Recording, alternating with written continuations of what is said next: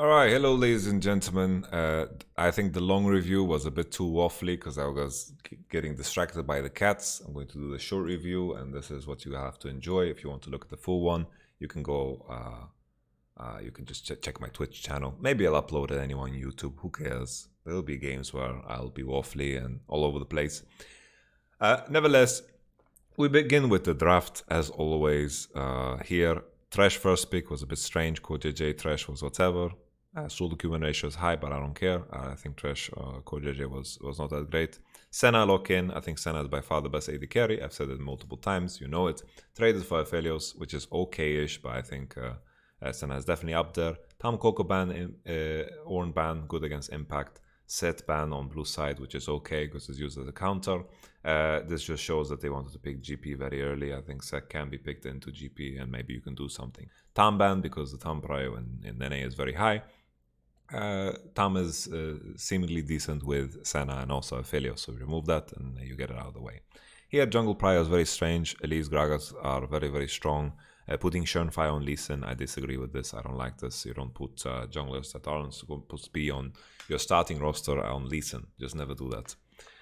Aatrox got locked in to match the GP. GP locked in here. Here you are always worried about the jungle pick for Grig because he got through bans. And I think here, if Jarvan was picked, I think Grig Lee Sin is not, it's kind of whatever. And I think Jarvan was good for Shurnfire. Just take Jarvan here away instead. Nautilus into Thresh is something that seems to be, it's a skill matchup. I think both have their place in the game. Aatrox wins GP after level 7, so GP needs to get ahead early on. It didn't happen in this particular game, but it didn't end up mattering anyway. Here we have a little teleport in what happened. So the last picks were Orianna and of course Orianna Jarvan 4 and 5, and then Ryze was the last pick here as the choice into Orianna. Second wave bans were LeBlanc and Syndra, so these champions were out.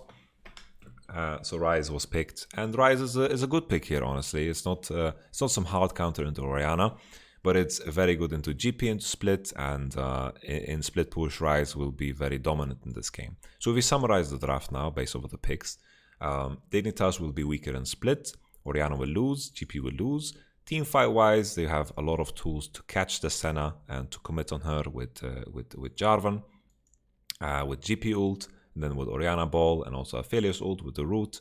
There's a lot of ways for them to start fights, right? While on the other hand, Team Liquid, they want to kite. That's why the Nautilus pick is maybe worse. They want to kite. They don't want to look too hard forced. They want to make sure that the enemy doesn't start Nash and just farm as much as possible on Ryze and on Aatrox. And then later on, use the fact that you're so much stronger in split. So we continue. This is the outline for the game. Early on, the big thing that happened was that Froggen managed to lane in a way where he did not lose any potions. So obviously I can't showcase this completely because I can't show pro view. But the fact that Orianna kept potion, 1 biscuit, is huge. It's huge. It's kind of troll that he used the biscuit because considering his mana pool, you want to use biscuits when you are low because it's based on percentage missing health and mana. Nevertheless, Froggen kept 2 potions, which just means that his laning was far superior. Jensen, of course, needed to respect Jarvan level, basically respect his level 2 presence, of course. So maybe Ryze needs to give up. But I think what people should consider is to go Corrupting Potion again on Ryze. The idea is that you want to TP back with Ryze and you want to make sure that you gain value out of your TP because you have a base advantage. Grig did a much better job of impacting mid lane, and the synergy between Froggen and Grig is one of the strongest one in North America so far in terms of 2v2. So it's been very, very good. Grig has been around here on the right timings, and the fact that Froggen is so healthy is huge. The fact that he has 2 potions, 1 biscuit is huge here because the item disparity is not that big, and Froggen manages to do some good trades here. Jensen is making sure that Froggen can't push in the wave because that's the goal for Froggen. Froggen wants to push in the wave and then to reset, but it kind of never happens. But eventually here, Shurnfire finds a good angle on the gank, and then as you can see him creeping in here, he burns the double summoner, that's the flash, and also the cleanse. Here, the double potions are saving him, but usually what you want to do when a wave is stacking in and the enemy mid laner is this low HP is that you follow with this wave, and you can deny the CS here easily because you can fish with Lee Sin Q or even with Ryze Q. So now Orianna is chugging the potions, potions. The potions is so key here, because imagine if Ryze traded well and used his potions to trade Orianna potions or something like this, then all of a sudden, you know, this low HP would build into a 2 or 3 wave advantage in XP and gold, and all of a sudden your TP is meaningful. Now Greg once again around mid lane, he's a bit afraid. Froggen is healthy now, you see his full HP with the potions. Jensen no potion, and it doesn't look like Jensen was actually back in base and has a tier advantage. Doesn't look like it at all. So here we continue. Froggen now level 6. Jensen doesn't have an ult. Root on bottom side. This is not too important. And then the next thing that happens is, of course, Jensen flashes here, gets caught. So I wanted to showcase this because Dignitas definitely showed the superior 2v2 around mid lane, played around timings better, and it was just in general, a lot of good moves here. Next thing that comes up is there is a swap from Dignitas. Aphelios gets Prio, walks into the top side. But the big part here, what I wanted to highlight, is that Impact did very well in the lane phase, or maybe Huni did bad. We don't know because it's hard to see. The fact that Impact is even in this matchup is very, very good because GP wants to try to get an advantage early levels, and later on Aatrox will definitely be winning, but not as hard winning as, for example, a Ryze would be. It's not like hard winning means that you can legit dive the GP. GP had his wave in such a horrible position up top, meaning that Aatrox has a freeze at this point, and GP would have to TP, burn his TP. They are calling for the swap. It's a good timing because of the wave position on top, because this is something that Aphelios and Thresh can solve without burning TP. So Thresh-based bot Mobies walked into Rift, right on time on 8 minutes on the spawn timer, and then GP goes into bottom. Doesn't have ult because he tried to all-in Impact, they traded flash for flash, and it didn't work. Okay. So this was the Rift Herald secure. This was a good move, and Senna Nautilus didn't want to pressure onto the bottom. And now, of course, Dignitas get away with grabbing it, Lantern out, and Team Liquid get nothing. They get absolutely nothing. So this is very good for Dignitas. They kept the pressure on bottom because, as you can see, GP is pushing, and they were too late to contest. So this was just desperation. If Team Liquid wanted to go for this, maybe they needed to Ryze ult, but then Orianna Ball would kill you. This is just Dignitas with superior tempo. The right move for Team Liquid is just to give it up and then to pressure bottom and look to dive the gangplank that would be under the turret. But instead, they get Rift Herald and also they get top tower platings. So very, very good move for Dignitas. Good early game so far from Dignitas. Next thing that happens is the swap once again. Dignitas bot lane managed to get the base beforehand, and they are swapping just because of the advantage of having Rift. So if you swap and you mismatch, it means that your Rift Herald is fighting against less people. You want to put Rift where you are outnumbering as much as possible. So if you mismatch, for example, here the map is divided, of course.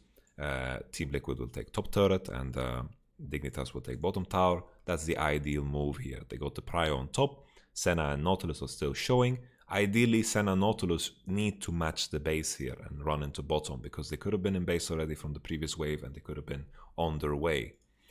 Here, they're committing to the swap, but imagine a scenario where Huni doesn't ult Impact and he ults the top wave. All of a sudden, the tempo would be even worse and it would be immense. Someone in chat asked, when do you look to swap? You look to swap when you can gain a significant tempo off of it, objectives off of it, or your top laner is in trouble and you need to save him, like in the case that I highlighted before when his wave was so shit and he needed to repair it. You have to make sure that you have tempo, because if you don't have tempo advantage when you swap, you're just going to lose way more off of it. Sometimes you have to swap out of desperation, meaning that you swap because your lanes are falling apart. That's fine too if you really, really need to like mismatch. Nevertheless, we continue. This was once again a good move from Dignitas in the early game. We need to speed up a little bit because already we're on 10 minutes and we talked a lot. Is Sterak good on GP or do you prefer Crit Rush? Crit Rush is way better. Sterak makes you more durable, but what are you protecting? It's like building a vault for a, I don't know, a bag of milk. I don't know. So now what we want to look for is, of course, Rise to be sent into the GP lane as soon as possible. GP is going to itemize Executioner, Ninja Tabi, a lot of items that do nothing against, of course, this double if getting caught and Burning Flash, which is going to be significant later. Very, very bad of him. He doesn't need to walk up. Something that I do in fact need to highlight before I move on, I sped up a bit too much, is Team Liquid go for the Rift Herald, and they set up very well for this, and Dignitas needed to go 4-man on mid onto this wave. Problem here is Rise pushed in top wave all the way, and Team Liquid also get mid prio at the same time, so this is Team Liquid being the better macro team to get this Herald. But the issue here is the Team Liquid don't recognize the key move here. The key move is that they Rise ult themselves back onto mid wave after taking this Rift. It is very, very important, but it just doesn't happen. And Dignitas getting this mid tower for this Rift is just, it costs too much. It is so important that Team Liquid keep their mid tower, because this is the way Dignitas are going to find engages later. If Senna can get flanked and gangplank ultied and not have any space to run to, it's going to be impossible for her to play. So the moment Dignitas take this mid tower, all of a sudden a whole new avenue for how they are going to play the game opens. They can look for pressure and engages in mid lane. Here is a moment where it showcases how Doublelift has very little space to work with. He gets caught. This is just bad, right? It's very, very bad. Now the game is 1-3-1 for Dignitas, similar for Team Liquid, but they need to pressure bottom, and Jensen needs to try to pressure GP as much as possible. Very important. Pressure GP, find wins in split, while the other way around is Dignitas. They're going to look to get mid prio, pressure Doublelift all the way in, and then hover away from the Gangplank, because Gangplank has TP. It's very important. We move on. Schönfire, second Drake for Dignitas. Team fighting is not in the interest of Team Liquid. Herald is used on bottom. And now we're just waiting for the time where Team Liquid finally send Rise into bottom side, because the GP itemized for Aatrox. It's very important Rise goes into bottom. Now still the composition is the same. Dignitas 1-3-1, push mid, hover into top, let Orianna push all the way, and then Rise pressure bottom.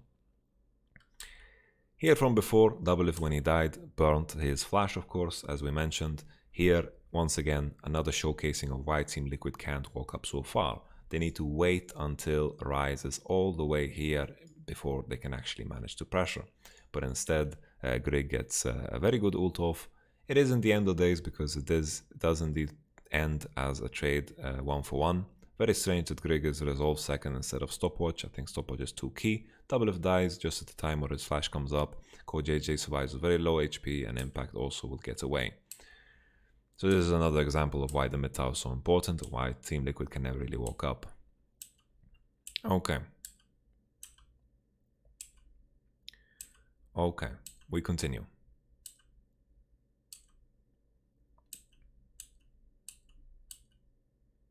Jensen now finally going into bottom. He's going to do some good work.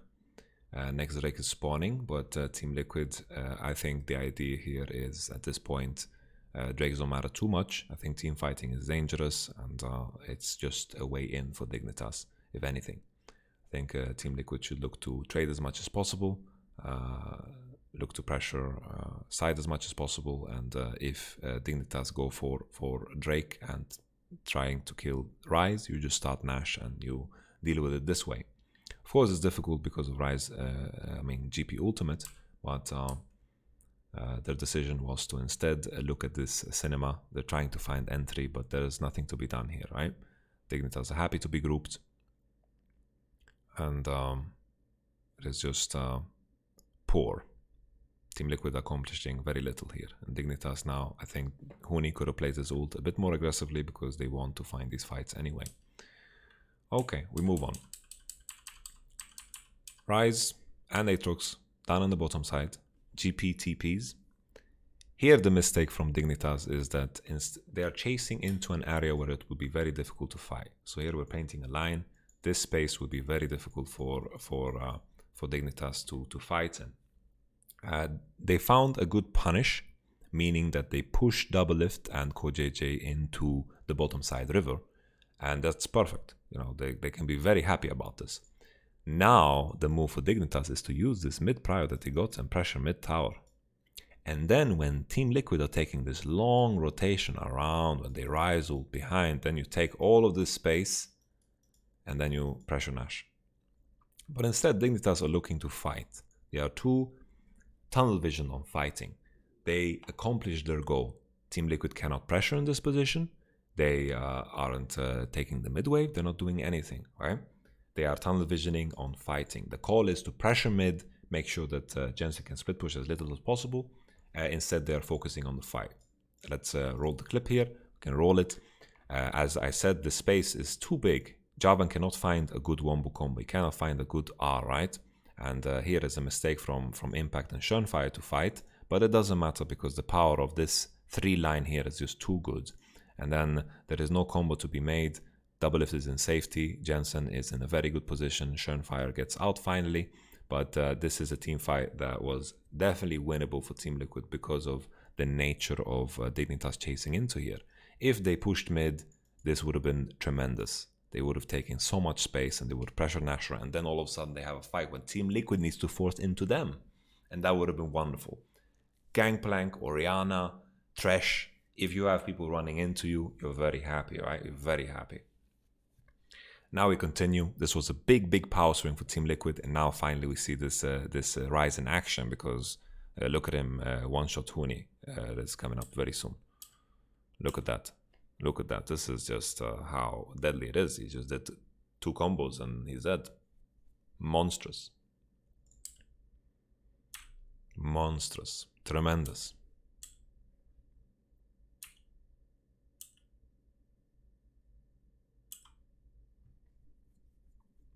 Very nice.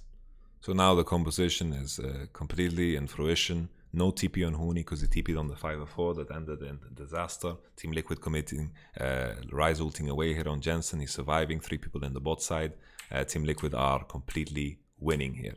They get the Baron, they just need to run away. Schönfire dies, but who cares? They are very happy here. Most teams will be able to clinch a victory off of this. Team Liquid can 1-3-1, but now their biggest mistake is always they keep crashing waves at the wrong time.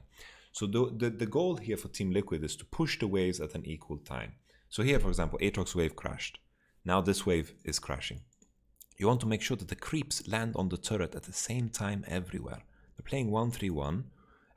They have vision over most enemies.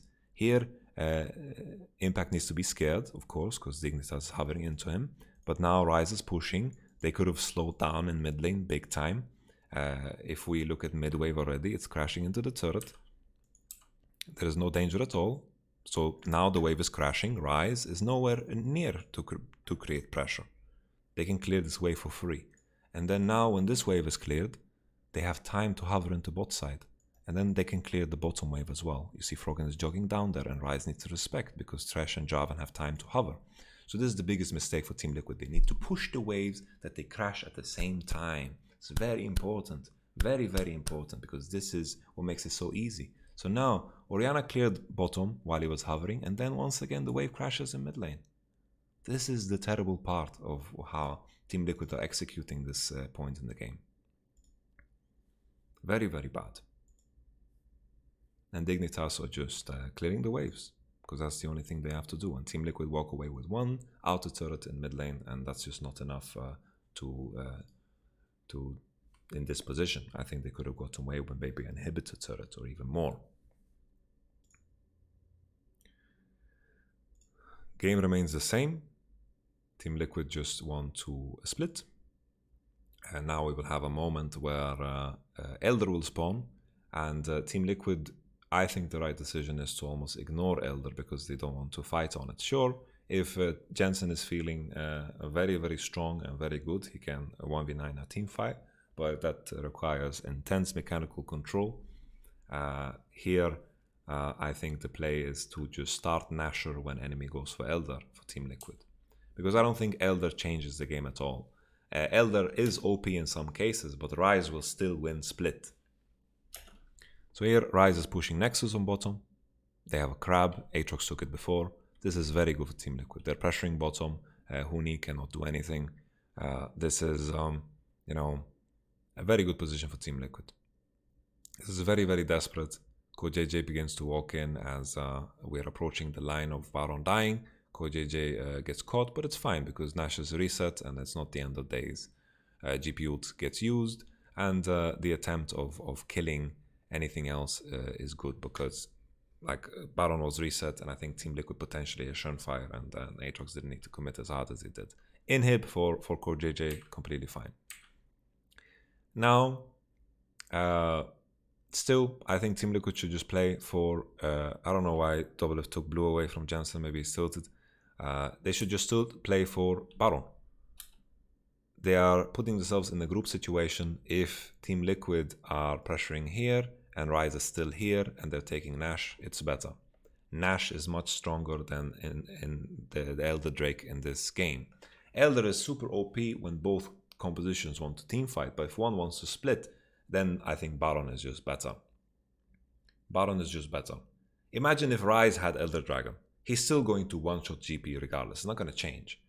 If Dignitas have Elder, they will still win team fights. That's not going to change, but they will not win split, right? So the Elder Dragon is the weaker objective here, and Team Liquid should have definitely just hovered around this and kept pushing here and then pressure into here. With Baron, it just provides too much utility for a split push game, and they could have traded the objectives here. But they react way too slow. Elder Dragon is too late, and they are going for the Baron now, and now it just becomes very dangerous. But of course, Team Liquid, they managed to get away with murder. Grig EQs through the Jarvan. I mean, Grig EQs through the Lee, so he gets kicked into Zimbabwe, which is very bad, and he could have just stayed in the pit, and it could have been an actual 50-50.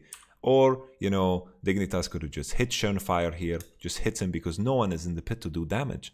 No one is in the pit to do damage. So if they just kill Lee Sin here, it's much, much better. They could have done it. Because look how fast he dies. 2 autos, man. He's dead. He's paper. He's a jungler. He's a jungler. And then they could have definitely secured this Nash. So this Team Liquid are just getting away with murder. You know, getting away with murder.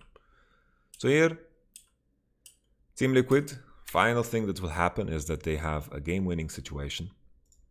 They get some, you know, Jensen gets caught on side, doesn't matter. The next thing that happens is a Grig fucks up mechanically.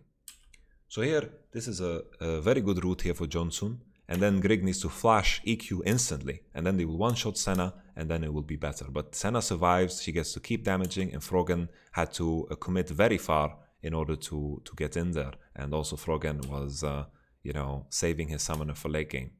Because here he gets kicked. So Froggen, mechanical misplay, Grig, mechanical misplay. Great opportunity for Team Liquid. Team Liquid can get inhibitors. They can get everything they need to end this game. But now the tragedy strikes. So this was very good, right? Right away. Inhib, push, push, push, push. Everyone's dead. Can't end. Very difficult to end. Nash is off, barrels, and so forth. Super Keys pushing in, Jensen, teleporting them into top turret. This was also wonderful. Very nice. Take the top tower and peace out, peace out, peace out. Instead, they are staying, and then they end up losing the game here because a fight happens, and then Grig gets a very, very nice Jarvan ult. But here, just give up KoJJ and run. You won the game. Team Liquid won the game. 2 inhibs, 1 open inhib. They have the split push composition. Objective spawn in 2 minutes. They have a lot of time to work with. I don't know. This is rough. Grig gets the monster ult and then the barrel from hell with the 1.3k crit. Boom.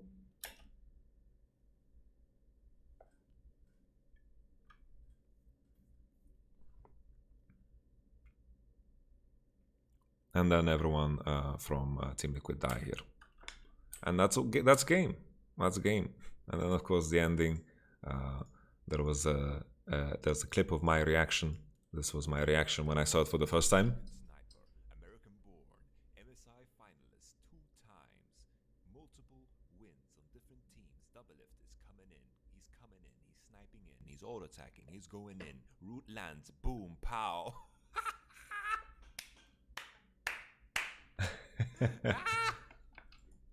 And that's the end of that game. Thank you so much for watching. The short review was kind of long, but there was a lot of key moments in this game. So enjoy, yeah? Enjoy.